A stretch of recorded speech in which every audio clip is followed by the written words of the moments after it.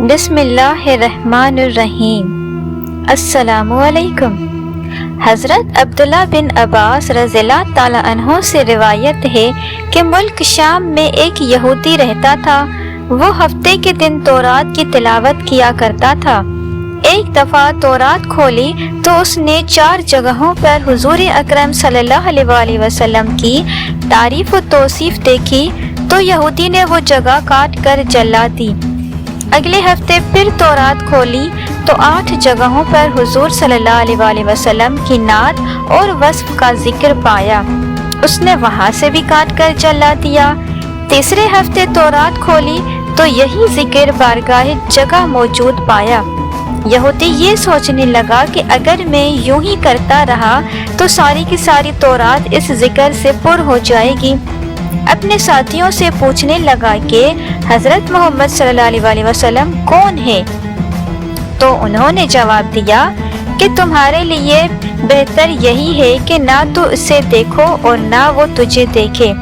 یہودی کہنے لگا کہ تورات کی قسم، مجھے اس کی زیارت سے نہ روکو۔ تو ساتھیوں نے اجازت دے دی اور وہ اپنی سواری پر سوار ہو کر رات دن منزل بمنزل چلتا رہا۔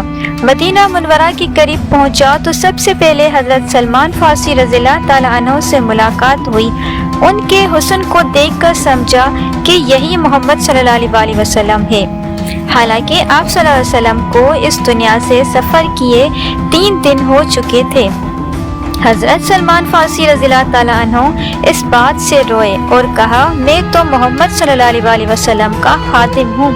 یہودی بولا، پھر محمد کہاں ہے؟ اب سلمان فارسی رضی اللہ تعالیٰ عنہ سوچنے لگے کہ اگر وصال کی خبر سناتا ہوں تو یہ واپس ہو جائے گا، اگر یہ کہہ دوں کہ موجود ہیں تو جھوٹ ہوگا۔ بلاخر حضرت سلمان فارسی رضی اللہ تعالیٰ عنہ یہودی سے کہنے لگے کہ میں تجھے حضور صلی اللہ علیہ وآلہ وسلم کے صحابہ کے پاس لے چلتا ہوں۔ مسجد میں آئے تو سب کے سب صحابہ کرام رضی اللہ تعالیٰ عنہم غم کی تصویر بنے ہوئے تھے۔ یہودی نے یہ سمجھ کر کہ ضرور محمد صلی اللہ علیہ وآلہ وسلم ان میں موجود ہوں گے، السلام علیکم یا محمد صلی اللہ علیہ وآلہ وسلم کا کلمہ کہا۔ صحابہ رضی اللہ تعالیٰ عنہ نے یہ سنا تو تمام صحابہ کرام میں ایک کوہرام مچ گیا اور سب آہ بکا کرنے لگے۔ حضرت علی رضی اللہ تعالیٰ عنہ بھی وہاں تشریف فرما تھے۔ آپ رضی اللہ تعالیٰ عنہ اس سے مخاطب ہو کر فرمانے لگے، اے حضور صلی اللہ علیہ وآلہ وسلم کے بارے میں پوچھنے والے، تجھے آپ صلی اللہ علیہ وآلہ وسلم سے کیا کام ہے؟ اس نے کہا، میں یہودی عالموں میں سے ہوں اور 80 سال سے تورات کا مطالعہ کر رہا ہوں۔ اس میں اللہ تعالیٰ نے بہت سے مقامات پر اپنے نبی محمد صلی اللہ علیہ وآلہ وسلم کا ذکر بڑی تفصیل سے کیا ہے اور میں اسی ذکر سے متاثر ہو کر آیا ہوں۔ اس نے مزید سلسلہ کلام جاری رکھتے ہوئے کہا، اور اب میں آپ صلی اللہ علیہ وسلم کے ہاتھ پر بیعت کرنے حاضر ہوا ہوں۔ حضرت علی رضی اللہ تعالیٰ عنہ نے فرمایا، اے اجنبی، شاید تجھے معلوم نہیں کہ حضور صلی اللہ علیہ وآلہ وسلم کا 3 دن پہلے وصال ہو چکا ہے۔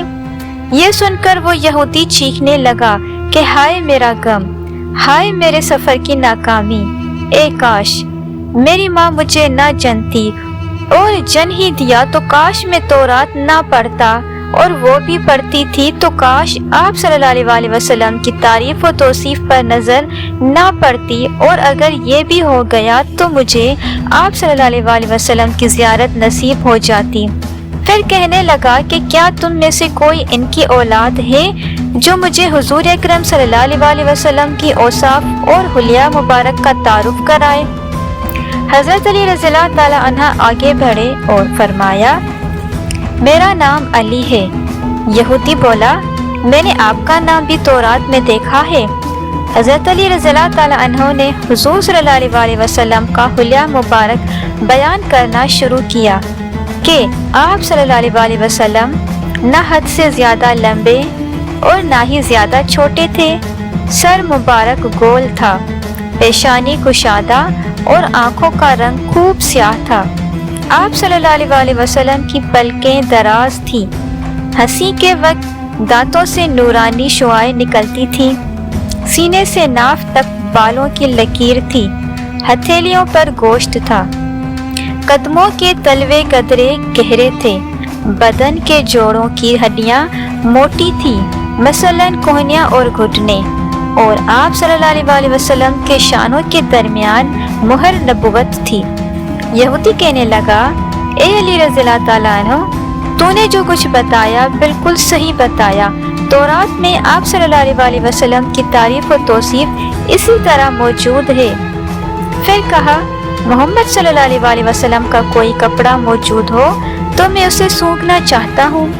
حضرت علی رضی اللہ تعالیٰ عنہ نے فرمایا، ہاں، سلمان جاؤ اور فاطمہ رضی اللہ تعالیٰ عنہ سے کہو کہ رسول اللہ صلی اللہ علیہ وسلم کا جبہ مبارک ذرا بھیج دیں۔ حضرت سلمان فارسی رضی اللہ تعالیٰ عنہ دروازے پہ آئے اور دروازہ کھٹکھٹایا۔ اندر حسن و حسین رضی اللہ تعالیٰ عنہما رو رہے تھے۔ حضرت فاطمہ رضی اللہ تعالیٰ عنہ ان کی آواز آئی، یتیموں کا دروازہ کون کھٹکھٹا رہا ہے؟ حضرت سلمان فارسی رضی اللہ تعالیٰ عنہ نے اپنا نام بتایا اور حضرت علی رضی اللہ تعالیٰ عنہ کا پیغام دیا۔ وہ روتے ہوئے بولی، میرے ابا کا جبہ مبارک کون پہنے گا؟ حضرت سلمان فارسی رضی اللہ تعالیٰ عنہ نے سارا قصہ سنایا۔ آپ جبہ مبارک نکال کر لے آئے جو 7 جگہوں سے کھجور کے ریشے سے سلا ہوا تھا۔ حضرت علی رضی اللہ تعالیٰ عنہ نے اسے پکڑ کر سونگا، پھر دوسرے صحابہ کرام رضی اللہ تعالیٰ عنہم نے سونگا، پھر یہودی پکڑ کر سونگنے لگا اور کہتا تھا، واہ کیسی عمدہ خوشبو ہے۔